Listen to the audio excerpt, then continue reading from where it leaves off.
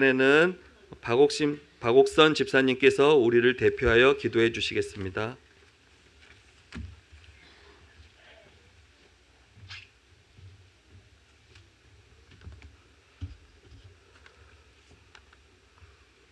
찬송과 영광을 주님께 돌립니다.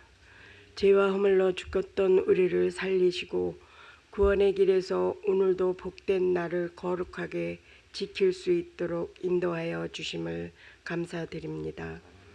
지난 한 주간의 삶도 주의 은혜로 살아갈 수 있도록 도와주신 은혜를 감사합니다. 삶의 현장에서 저지른 모든 잘못들을 용서하여 주옵소서. 거짓이 많은 세태 속에서 진리의 허리띠를 든든히 매지 못하였으며 불신이 팽배한 세상에서 신실한 언행으로 일관하지 못한 우리의 삶을 용서하여 주옵소서. 또한 풍성한 가을을 허락하신 하나님께 감사와 찬송을 올립니다. 지금까지 지내온 모든 것이 주님의 크신 은혜였음을 믿고 고백합니다.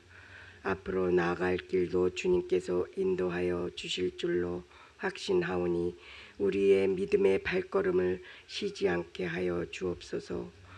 역사의 주관자이신 하나님, 대한민국 정치와 경제의 모든 부분을 간섭하셔서 공의가 실현되게 하옵시고 이 민족의 역사에 나타난 하나님의 기적적인 보호를 밝히 알게 하옵소서.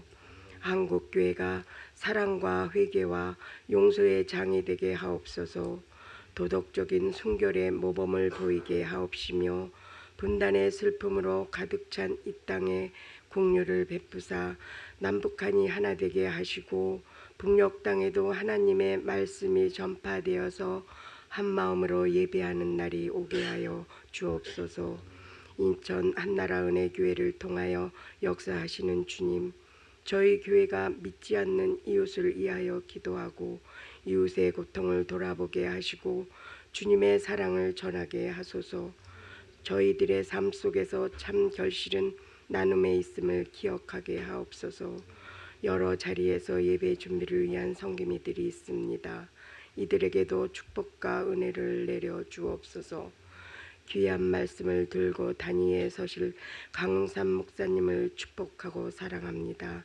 하나님의 특별하신 은혜를 더하사 우리에게 선포되어질 그 말씀으로 우리가 거듭나게 하시기를 원합니다. 이 예배가 1시간으로 끝나는 것이 아니라 주께서 허락하신 한 주간의 삶이 예배하는 삶이 되게 하여 주옵소서. 우리를 승리케 하시는 예수님의 이름으로 기도드립니다. 아멘.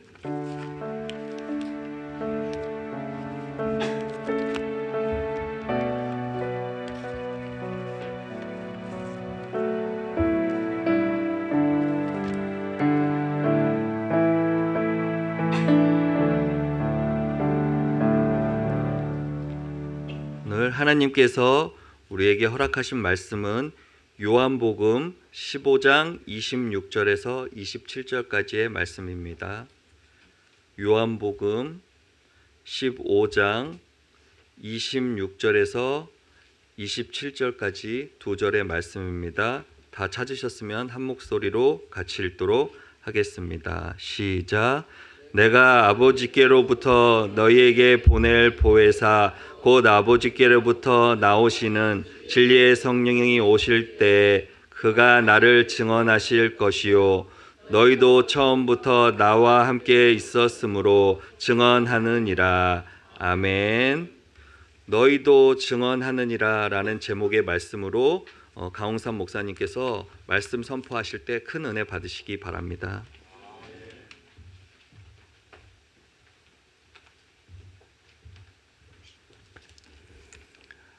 우리 성도님들 안녕하십니까? 예, 오래간만에 이렇게 다시 뵙게 됩니다. 오래간만에 오니까 좀 예배드리는 찬양하는 모습도 좀 달라지고 또 많이 발전했다고 할까요? 너무 좋습니다. 네, 이렇게 또 같이 우리 성도님들과 말씀을 나누며 또 이렇게 예배드릴 수 있게 되어서 너무 감사합니다.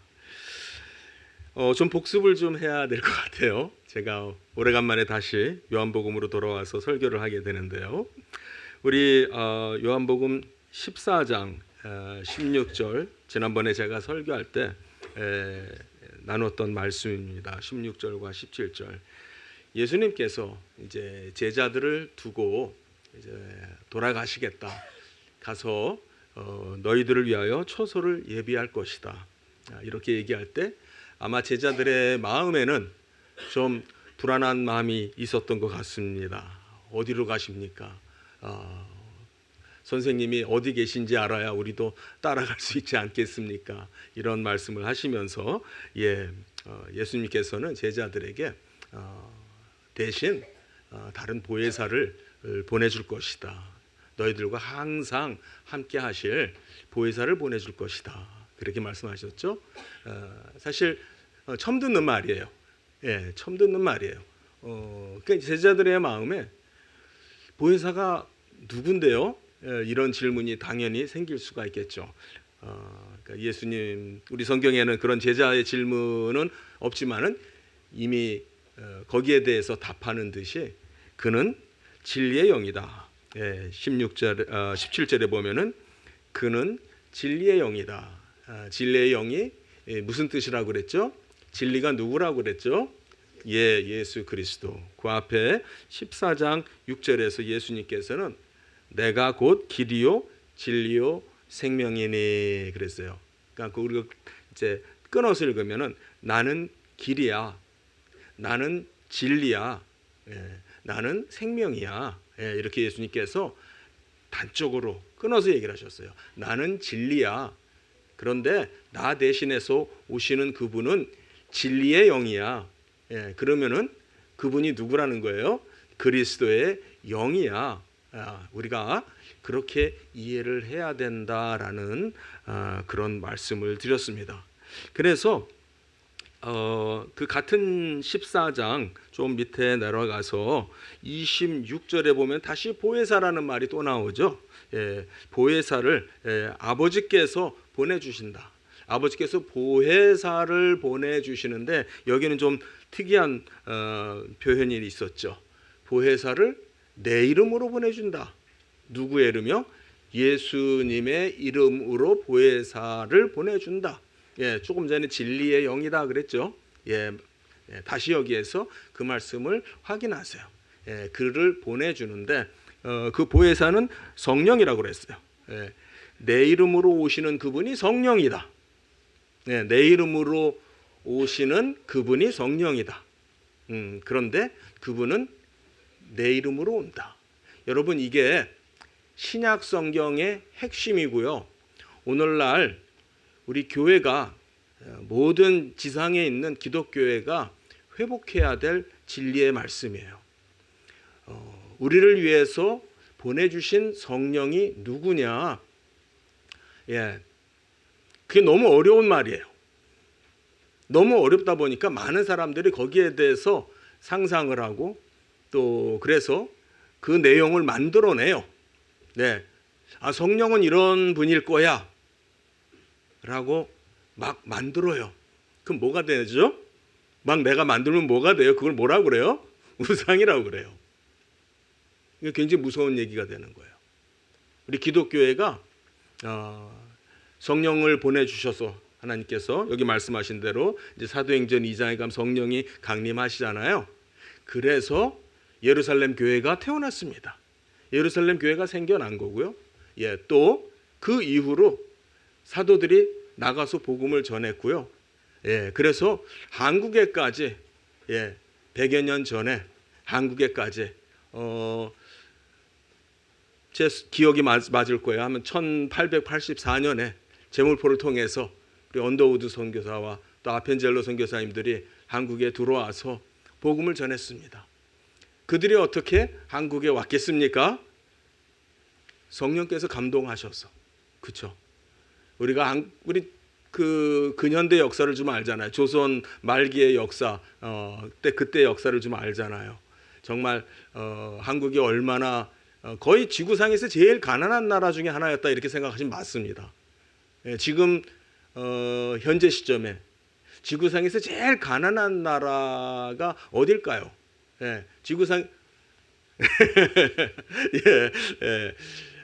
정말 지구상에 제일 가난한 그 나라 중에 한 나라인 조선이라고 하는 나라에 선교사님들이 온 거거든요. 그 선교사님들이 그냥 왔겠습니까? 예, 성령의 감동으로, 성령의 능력으로 복음을 두고 대한민국, 그때는 조선 땅, 예, 우리에게까지 와서 저나 여러분들이나 예수를 알게 되고 복음을 받아들이게 되고, 그렇죠?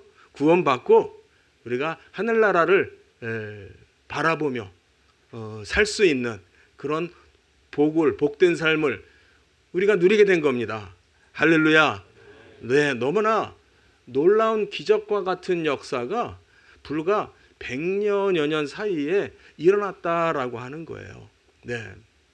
그래서 우리가 성경에서 우리가 잘 봐야 되는 것은 예수님께서 보내주시겠다라고 하신 그 성령이 누구신가라고 하는 이것을 오늘날 우리 기독교회가 잘 회복을 해야 됩니다. 제가 회복이라고 굳이 말을 하고 있습니다. 회복을 해야 됩니다. 다시 말하면은요, 성경이 말씀하신 그 성령을 알아야지 내가 만든 성령, 내가 그린 성령을 붙잡고 있으면 안 돼요. 그게 오늘날 우리 기독교회가 잘못하고 있는, 매우 큰 잘못을 범하고 있는 부분이다라는 겁니다. 지금 우리가 다시 요한복음 공부로 돌아와서 말씀을 드리면은요, 요한복음 14장, 15장, 16장, 17장 이 부분은요 굉장히 중요한 말씀이에요. 주로 여러분 요즘 성경은 이렇게 예수님 말씀을 주로 이제 빨간색으로 인쇄를 해놨잖아요. 제 성경도 그래요. 예, 보면은 그냥 쭉 빨개요. 무슨 말이에요? 다 예수님 말씀이에요. 그렇죠? 예수님이 하신 말씀이에요. 그러니까 어렵게 생각하지 마시고 뻘겋다. 이렇게 뻘겋다. 그러면 이거 예수님이 하신 말씀이구나. 예. 예. 근데 지금 우리가 읽는 내용이 예수님이 하신 말씀을 우리가 읽고 있어요. 그런데 예수님께서 하시는 말씀이에요. 예수님께서 나 대신 보혜사를 보내줄 건데 그분의 이름이 뭐냐면 진리의 영이야. 근데 그는 내 이름으로 올 거야. 예. 성령이 그분의 이름이에요. 성령이 그분의 이름인데 성령의 이름보다 오히려 성령이 내 이름으로 올 거야. 그 말을 지난번에도 설명드렸어요. 그 말은 뭐냐면 성령이 오셔서 내 일을 한다. 그렇죠? 성령이 와서 내가 하는 일을 계속해서 이어서 하기 위해서 보내진다. 그런 얘기를 말씀을 드렸습니다. 네, 그래서 16장 13절 부분도 제가 말씀을 드렸던 것 같아요. 성령이, 자 여기에서 지난번에도 얘기했지만은 진리의 성령이 아니라 정확하게 번역을 하면 진리의 영이에요. 우리 헬라어 성경으로 정확하게 번역을 하면은 진리의 영이, 그 영이 성령이니까 우리 한글 성경은 좀 친절하게 이렇게 번역을 한 것 같아요. 자, 진리의 영이 오시면은 그가 모든 진리 가운데로 인도하고, 누구한테로 인도해요? 예, 진리가 누구예요? 예수 그리스도로 인도한다. 그런데 그분은 스스로의 말을 하지 않고, 이 말은 뭐냐면 그 성령이 성령의 이름으로 오는 것이 아니라 내 이름으로 와서 내 일을 하고 내가 하는 이 구원의 일을 하러 성령이 온다. 그런 얘기를 하는 거예요.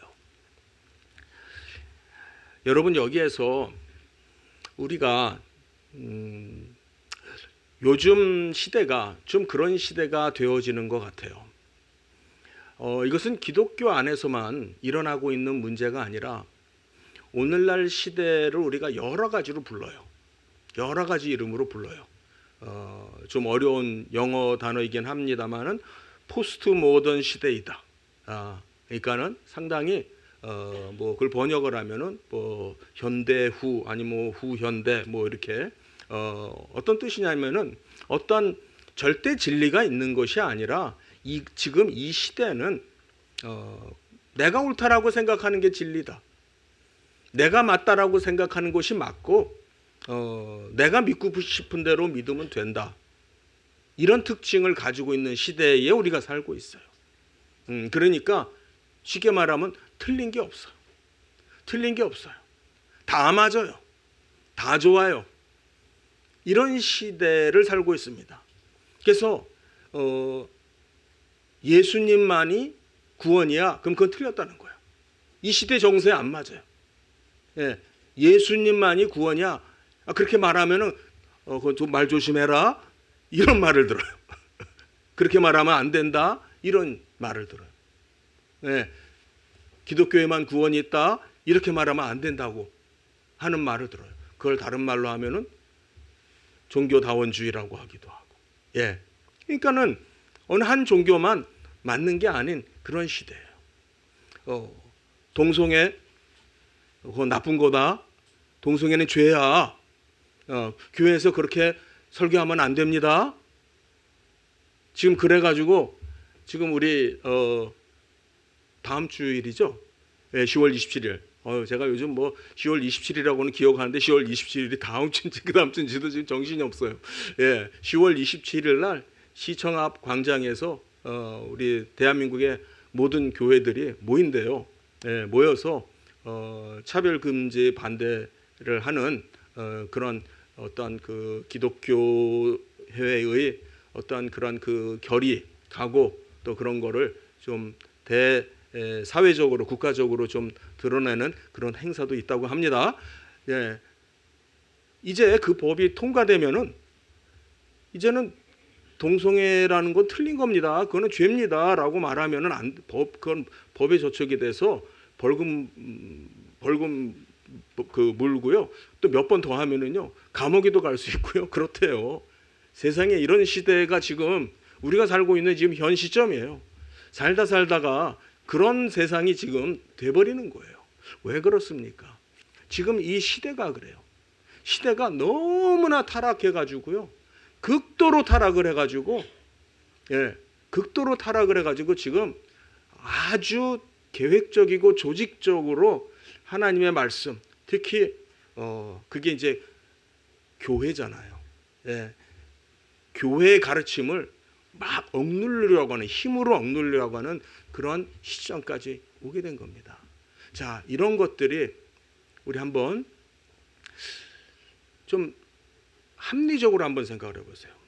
교회를 다니는 사람들은 교회를 다니니까 그러면 안 됩니다라고 생각을 하겠는데, 그럼 교회도 안 다니고, 예, 뭐 나는 특별히 뭐 종교가 없습니다 라고 하는 사람들, 그 통계 자료에 보니까 지금 오늘날 이 시대에 대한민국에 스스로가 나는 종교를 믿지 않습니다, 나는 종교가 없습니다 라고 하는 그 퍼센티지가 60%래요. 우리 대한민국 인구 전체의 60%래요. 옛날에는요, 좀 아주 오래전으로 거슬러 가면요, 그 대한민국 사람들은 비교적 어떤 종교를 가지고 있던지 간에 비교적 종교적이었다고 생각이 되어져요. 그래서 옛날 그 기록을 보면은, 자료를 보면은 한 15%에서 20% 정도만 나는 종교가 없습니다, 그렇게 생각을 했대요. 옛날에는 뭐를 믿던지 간에 나는 대부분 사람들이 다 종교가 있다 이렇게 생각을 하고, 굳이 나는 종교가 없다라는 사람이 15에서 20%. 근데 그게 지금은 쭉 올라와서 60% 정도까지 됐어요. 그러니까 이 사회가 반 이상이 종교가 없습니다 이렇게 말을 해요. 그런데 여기에서 재미있는 현상이 뭐냐면은요, 요즘 굉장히 유행하는 일이 있습니다. 어떤 일이 있냐면은 사람들이 무당이나 점쟁이를 찾아가는 그 일들이 굉장히 성행을 하고 있습니다. 뭐 점집 뭐 이런 것들이 옛날에 서울 안에 뭐 여기저기에 그런 점집이나 뭐 무당 뭐 이런 사람들이 이렇게 몰려 있는 동네들이 있었어요. 그것이 다 없어지고 그래서 옛날을 기억하던 분들은 여기 옛날에 점집 무당 뭐 이런 것들이 많았던 동네인데 이제는 다 없어졌네. 또 한동안 그랬는데요. 놀라운 거는 지금 그런 점집들이 많이 생기고 있습니다. 지금 이게 뭘 말하는 겁니까? 성행이 되는 거예요. 비즈니스가 되는 거예요. 쉽게 말해서 그거 해서 돈벌이가 되는 거예요. 그러면은 누군가가 찾아간다는 얘기잖아요. 그렇죠? 조금 전에 대한민국의 60%의 인구가 나는 종교가 없습니다. 나는 아무것도 안 믿습니다. 라고 하고는 어떤 현상이 일어나고 있느냐? 점집은 흥행한다. 점집은 잘 된다. 무당은 잘 된다. 어쩌다 보니까 요즘 유튜브를 보면은 AI가 뭐 하나 보면은 그 다음에는 그걸로 유튜브를 그냥 막 쫙 도배를 해줘요. 그 짤이라고 그러잖아요. 뭐 한 10초, 15초 짧게 볼 수 있는 걸 그걸 짤이라고 합니다. 젊은 세대들이 쇼트. 원래 말은 쇼트인데. 무당이 하나 올라온 걸 제가 봤어요. 무슨 얘기를 하나 여기서 한번 봤어요. 그랬더니 그 다음부터는 막 올라와요. 그래가지고 좀 한동안 좀 흥미롭게 보다가 지금 이제 안 올라오는데 그거 보니까 사람들이 굉장히 많이 가나 봐요. 굉장히 많이 그런 데 가서 뭘 물어보고 이렇고 저렇고 그래요. 이게 뭘 말하는 겁니까? 하나님이 인간을 창조하실 때요. 어떻게 창조하셨다고 우리 성경에 나오죠? 하나님의 형상으로. 그 우리 성경 말씀에 인간이 어떤 존재인지 하나님께서 인간을 창조하실 때에 어떤 의도로 창조하셨는지 거기에 담겨 있어요. 즉 하나님의 형상으로 쉬운 말로 말하면은요 하나님을 닮았다 그 소리고요. 더 쉽게 말하면은 하나님을 알도록 창조했어요. 그러니까 하나님께서 인간을 창조하셨을 때 인간은 하나님을 처음부터 아는 존재로 출발해요. 여러분 한번 생각해 보세요. 하나님께서 아담을 창조하셨어요. 흙으로 빚으셨어요. 코에 후 하고 바람을 부어넣었어요. 그래서 이제 살아났어요. 그럼 그 아담이 그 순간에 의식이 딱 들어가는 그 순간에 마치 잠에서 딱 깨는 듯한 그런 첫 의식. 그때 하나님 알았을까요? 몰랐을까요? 당연히 알았죠. 그게 하나님의 형상으로 만들어졌다 그 소리예요. 이해되세요? 그러니까 하나님의 형상으로 만들어졌다 그 말은요. 아담은 처음부터 하나님을 며칠 지나고 나서 아무리 둘러봐도 나 혼자밖에 없는데 그러고 살다 보니까 하나님이라는 분도 계시구나. 그 뜻이 아니고요. 혼자서 살다 보니까 혼자서 하나님도 계시구나. 하나님이라는 분도 사시네. 옆집에 사시네. 저분하고 잘 지내야 되겠네. 그런 뜻이 아니란 말이에요. 그런데 인간이 죄를 졌어요. 타락을 했어요. 그래서 하나님을 아는 그러한 인격적인 지식은 하나님과 대화하고 하던 그런 관계에서는 추방당하지만은 그렇다고 해서 하나님을 영 모르는 자로 살지 않아요. 우리 로마서 1장 18절, 19절, 20절 거기에 보면은 뭐라고 돼 있어요? 19절, 20절에 창세로부터 하나님을 알 만한 지식이 다 드러나서요. 모든 사람이 하나님을 알 수 있었어요. 그래서 아무도 하나님 나 처음부터 몰랐는데요. 핑계하지 못한다라고 말하고 있어요. 그 말이 뭐냐면 우리는 타락을 했는데 그래서 하나님을 정확하게 알지는 못해요. 예전처럼 아담처럼 하나님을 알지는 못해요. 그래도 누군가가 계실 것 같아. 그걸 사람들은 뭐라고 부르냐면 초월자 내지는 절대자. 또 더 쉽게 말하면 그냥 신. 신이 있을 것 같아. 그 신기하지 않아요? 사람들은 어떻게 신 얘기를 하기 시작을 했죠? 왜 애초부터 눈에 보이지도 않는 신 얘기를 하는 거죠? 그렇죠? 그러니까 뭔가 그런 생각을 할 수 있는 거예요. 거기에서 나온 게 뭐냐면 소위 자연 종교라는 거. 더 요즘 여러분도 혹시 들어보셨는지 모르는데 샤머니즘. 예, 아주 재래적이고 좀 원시적이고 아주 그런 형태의 종교인데요. 특히 우리 한국 사람들에게는 그런 정서가 많아요. 어떻게 보면 동양의 문화권에 그런 부분이 좀 많은 것 같아요. 그래가지고 마치 신이 있어. 신이 있고 내가 있어. 근데 내가 신에게 직접 나아가지는 못하는 것 같아. 내 신을 잘 몰라. 그런데 저 샤만 번역하면 뭐 무당 그 정도 되는 사람이에요. 뭐 중간 사람.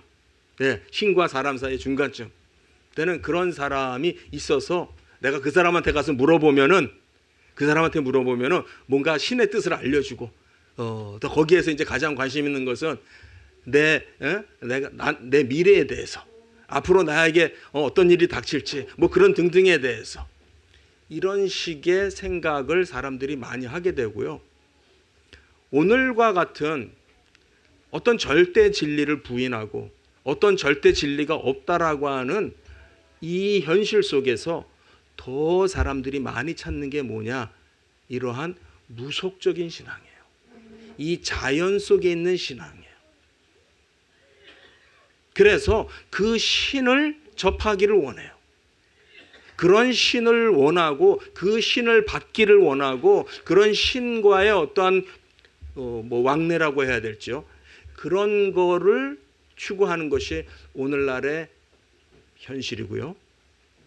더 뭘 흥미롭다라고 해야 될지 참 제가 볼 때는 저 같은 이제 이런 걸 공부하고 연구하는 사람한테는 흥미로워요. 무슨 얘기냐면은 이게 대한민국에서만 일어나는 것이 아니고 또 특별히 뭐 기독교적인 관점에서만 이런 문제가 발생하는 게 아니고요. 다른 종교에서도 이런 일들이 일어나요. 네, 제가 그 말로 설명하기가 어려워서 제가 좀 사진을 2장을 우리 좀 준비를 했어요. 앞에 거 한번 좀 올려주실래요? 앞에 거를 한번 보시면은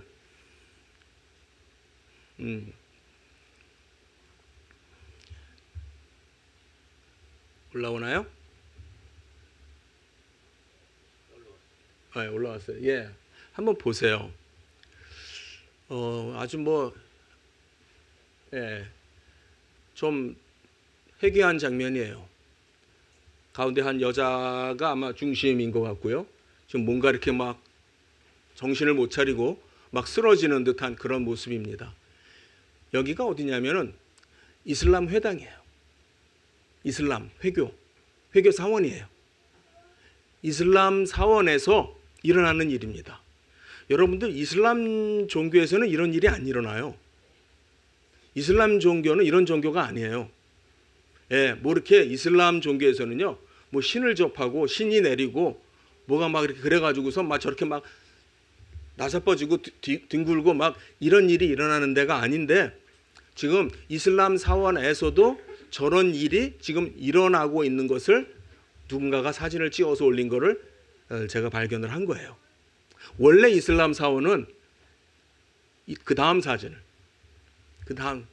이게 이슬람 사원이에요. 뭐 합니까? 예, 그러니까 우리하고는 조금 다른 게 이슬람 사원은 우리는 그냥 쉽게 말해서 그냥 예배당, 이슬람 교도들의 예배당 이런 식으로 생각을 하는데 뭐 예배를 특별히 드리는 행위보다도 그냥 뭐 기도하는 그런 장소 같은 그런 의미예요. 그냥 저렇게 딱 그냥 빽빽하게 서가지고 대부분 남자들. 근데 요즘은 뭐 남자 여자 다 들어가기도 해요. 네. 무슨 얘기입니까? 아주 강한, 굉장히 강한 이슬람 교도들, 회교도들 그런 사원에서도요. 사실 처음에 봤던 그런 사진이 의미하는 건 뭐냐면 정통 이슬람 교도들이 볼 때는 잘못된 사람들이에요. 이슬람교가 잘못되어지 가고 있는 그런 장면이에요. 그런데 그것이 지금 오늘날 현실이다. 자, 여기에서 제가 이제 오늘 좀 여기까지 서설이 좀 길었는데 오늘 본문으로 돌아오겠습니다. 15장 26절과 27절 말씀 좀 천천히 다시 한번 보겠습니다. 내가 아버지께로부터 너희에게 보낼 누구요?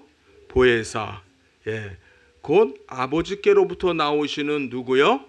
진리의 성, 진리의 영. 그렇게 읽으시면 되겠어요. 진리의 영이 오실 때에 그가 오셔서 무엇을 한다고요? 그가 나를 증언한다. 증거한다.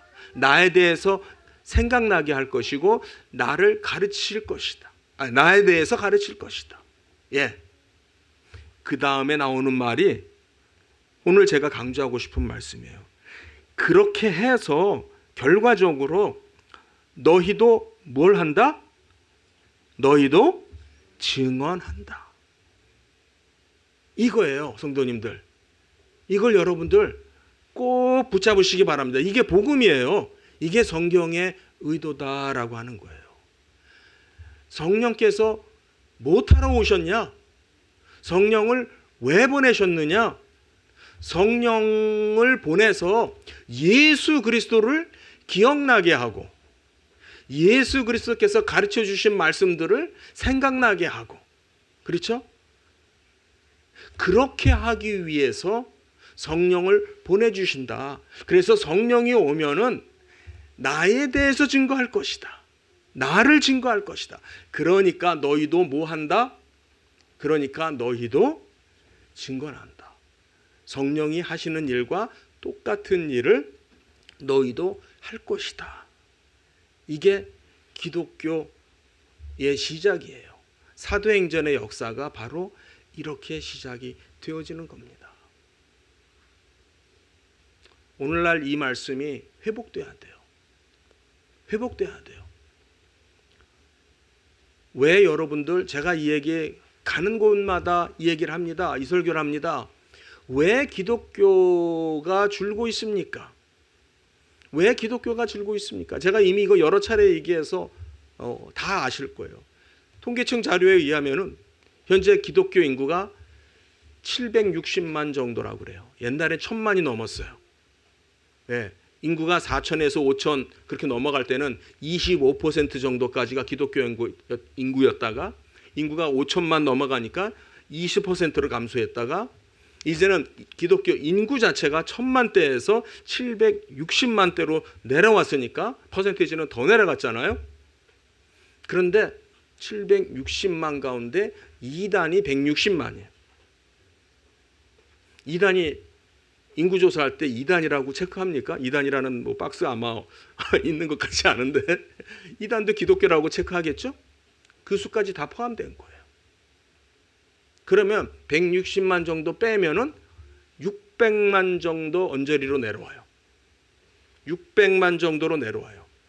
그런데 600만 중에 소위 가나안 성도라는 사람들이 있어요. 그건 또 뭐야? 가나안에 있는 성도들이야? 예, 한번 거꾸로 해봐요. 가나안 안 나가. 스스로 기독교인이라고는 해요. 예, 그런데 나는 교회는 안 나갈 거야. 라고 하는 숫자가요. 한 10여 년부터 제가 그 통계 자료가 공식적으로 안 나올 때부터 제가 추적을 한 자료가 있는데 요즘은 통계가 나와요. 일치하더라고요. 10여 년 전쯤에는 한 10%였는데요. 불과 한 3년 전쯤에 20% 정도로 올라오더니 지금 25%예요. 그러면은 600만이 기독교 인구라고 쳐서 25%면은 150만이 교회를 안 다니는 사람이에요. 교회를 안 다니면서 그래도 뭐 고맙다고 해야 될지 뭐 다행이라고 해야 될지 기독교인이라고는 해요. 믿는다고는 정체성은 가지고 있어요. 그런데 교회를 다니기는 건 거부해요. 그러면 뭐예요? 지금 교회 다니는 숫자는 500 밑으로 내려가는 거예요. 600만 정도를 다 쳐줘도요. 현재 기독교 인구가 전체 인구의 한 12% 정도. 왜냐하면 지금 대한민국 인구가 5,200만에서 5,300만 정도 되잖아요. 그럼 한 12% 정도가 기독교 인구라는 겁니다. 한때 25%라고 했던 기독교가 지금 반토막이 났습니다. 반토막이 났습니다. 저는 이유가 있다고 생각합니다. 그것도 그런 시절이 되니까 그런가 보지. 아니요. 저는 분명한 이유가 있어요. 그게 뭐냐면 우리가 성경에서 벗어나기 때문에 그래요.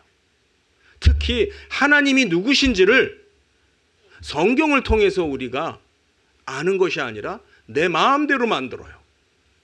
그건 정확하게 우상이에요. 성령이 이럴 거야. 성령이 임하면 이럴 거야. 성령을 받으면 이럴 거야. 우리 사랑하는 성도님들, 제가 한번 확인할게요.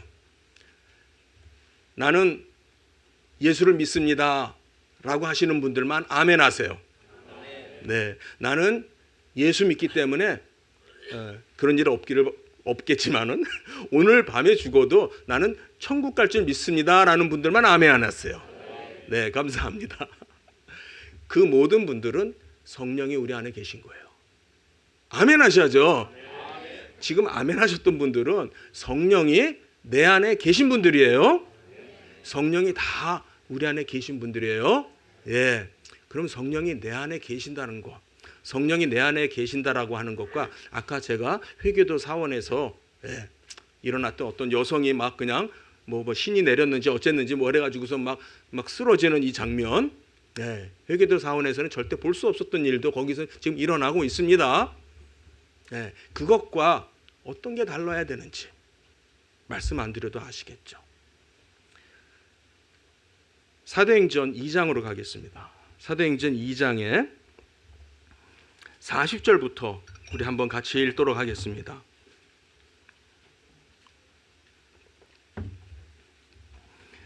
(2장 40절) 한번 같이 읽겠습니다. 시작. 또 여러 말로 확증하며 권하여 이르되 너희가 이 패역한 세대에서 구원을 받으라 하니 그 말을 받은 사람은 세례를 받음에 이 날에 신도의 수가 3,000이나 더하더라. 그들이 이 사도의 가르침을 받아 서로 교제하고 떡을 떼며 오로지 기도하기를 힘쓰니라. 네, 좋습니다. 여기까지 보십시오. 자, 40절부터 다시 봅니다. 여러 말로 확증하며 권하여, 무슨 말이냐면 이게 바로 말씀을 전하는 거예요. 예, 여러 말로 확증하며 권하며, 그 다음에 그래서 이제 구원을 받았다 기록되어 있어요. 41절에 그 말을 받은 사람들이, 앞에 나오는 지금 베드로의 설교예요. 베드로의 설교를 통해서 이들이 이 말씀을 받고 마음이 찔려서 우리가 어찌할꼬 하고 회개함으로 세례를 받는 거예요. 그래서 이 말을 받은 사람들이 신자들이 됩니다. 3,000이나 됩니다. 물론 이 말 또한 그 당시에는 남자 성인만 세는 습관이 있다 이런 말을 하죠. 그렇다면은 거기에 있었던 사람들의 숫자는 훨씬 더 많았을 것이다 짐작할 수 있고요. 그 다음에 42절에 보면은 그들이 뭐를 받아? 사도의 가르침을 받아, 즉 말씀이 전해짐을 통해서 교회가 세워진다라고 하는 겁니다. 47절 맨 끝에 절 한번 읽겠습니다. 시작. 하나님을 찬미하며 또 온 백성에게 징송을 받으니 주께서 구원받는 사람들을 날마다 더하게 하시니라. 뭐 하니까 뭘 매개체로 해서요? 네, 성령이 임하셔서요. 2장에 여러분들 사도행전 2장에 성령이 임해서 어떤 일이 일어나게 됐냐면요, 복음을 전하는 일이 일어난 거예요. 이게 지금 사도행전에서 우리가 읽어야 되는 내용이에요. 사도행전 2장에 성령이 임했어요. 그랬더니 어떤 사람은 뭐만 기억하냐면 방언했다더라. 그것도 자기식으로 이해하는 그런 방언을. 그러고서 거기서 끝나버려요. 그 다음에 베드로의 설교가 더 그게 더 핵심의 내용이에요. 그 설교의 내용이 뭐냐면 그 설교로 말미암아 드디어 예루살렘 교회가 탄생이 되었고요. 사도행전의 역사가 시작이 되는 거예요. 사도들이 나가서 나가는 곳곳마다 복음을 전하고요. 그래서 복음이 씨앗이 떨어진 곳에 교회가 세워지고요. 그래서 사도행전이라고 하는 책이 있게 되는 거예요. 여러분, 제 뒤에 뭐가 있어요? 지도가 있어요. 이 지도를 여러분들 잘 꼼꼼히 보시는지 모르겠습니다. 예. 뭐 대한민국 지도도 아니고 뭐 저런 걸 걸어놨나. 여기에 누구 개인 이름이 적혀 있어요. 누구 이름이에요? 조현선 목사님이 누군지 혹시 아세요? 네, 모르시는 분들도 계실 수 있어요. 광염교회, 우리와 같은 황해노에 속한 우리 광염교회 담임 목사님이시고 또 우리 교회 사역을 또 여러 가지 면에서 또 많이 후원해 주시고 또 그러시는 목사님인데, 얼마 전에 우리 조현삼 목사님하고 식사를 하면서 장시간 대화하면서 교제를 하는 시간을 가졌어요. 그래서 무슨 얘기를 하게 됐냐면 바로 이 지도 얘기를 하게 됐어요. 이 지도에 왜 여기 이름이 본인 이름이 붙어 있냐면 이게 조현삼 목사님이 만든 지도예요. 예, 어느 지도에도 지금 이 지도만큼 상세하게 지명이 나와 있지 않아요. 뭐 그 지도야 뭐 구글 들어가면 당연히 나오는 거 아닙니까? 예, 지금 지도는 그렇게 하면 나와요. 근데 이 지도가 어느 때 지도냐면요. 여기 연도가 있죠. AD 46년에서 60년대의 지도예요. 예. 이 지도에 찍힌 점 하나하나, 지명 하나하나를 진짜 그 조현삼 목사님이 몇 년을 눈이 빠지게 속된 말로 눈이 빠지게, 지금 조 목사님이 그렇게 표현했어요. 이거 하나하나 인공위성과 옛날 모든 자료와 이런 걸 다 대조해가지고 틀린 게 너무너무 많다는 거예요. 그래서 정확하게 한 점 한 점을 확인하면서 찍어서 만든 지도예요. 대단한, 그래서 저는 정말 어느 학자도 못할 일을 하셨습니다. 네. 이 조 목사님이 이렇게 보니까 정말 학자적인 기질이 있으신 거예요. 이런 거 정말 물고 늘어지면서 연구하고 찾아낼 때까지 멈추지 않는 그런 게 이제 학자적인 기질이라고 하거든요. 예. 그렇게 해서 만든 지도예요. 그런데 제가 이 얘기를 왜 드리냐면 요 끝에 하얀 글씨로 되어 있는 거 보이십니까? 저 뒤에서도? 예, 뒤에서는 잘 안 보세요? 그럼 앞에 계신 분들이 큰 소리 읽어주세요. 시작. 성령이 불러 시키신 일을 따라서. 다시 한번요. 성령이 불러 시키신 일을 따라서. 뭐 했다는 거예요? 어떻게 복음이 전파되었는지 그 지도예요. 성령이 임하셔서 무슨 일이 일어났다는 거예요? 복음을 들고 사방으로 들고 나갔던 그 1세기 처음에 기독교회가 시작되었던 당시의 지명들을 찍어놓은 지도고요. 예, 이렇게 해서 복음이 전파되었다라고 하는 것을 얘기를 하는 거예요. 자, 결론. 성령이 우리 모든 사람에게 분명히 임했다라고 조금 전에 확인했습니다. 내 안에 성령님이 계십니다. 아멘. 그렇죠? 다시 한번. 내 안에 성령님이 계십니다. 내 안에 성령이 능력으로 함께 하십니다. 그러면 뭐 해야 될까요? 복음을 전하는 거예요. 증거하는 일을 하는 거예요. 다른 목적으로 성령이 오신 게 아니라, 성령이 오셔서 다른 일 한 게 아니라 성령이 내 안에 임하셨다면, 지금 세상이 너무나 어지러워서도요, 정말 있을 수 없는 일이 회계사원에서 일어나고 있어요. 여러분 놀라지 마세요. 나중에 그 자리에 회계도들이 폭탄 테러를 해가지고 거기에 모였던 사람들을 다 죽여버렸습니다. 왜냐하면 그건 회계도가 아니에요. 이슬람 종교가 아니라기 때문에 이슬람 종교 안에서도 그런 일에 대해서 엄청난 그 안에서의 어떤 그런 무서운 일들이 일어나고 있어요. 잘못된 이슬람의 관점에서 봐도 저거는 이슬람이 아니야. 그러니까 이슬람 사람들은 극단적인 행동을 하잖아요. 폭탄 테러, 그걸 성전이라고 그러잖아요. 거룩한 전쟁. 그러니까 이 사람들은 그냥 테러를 쉽게 생각을 해요. 기독교가 그러면 안 되겠죠.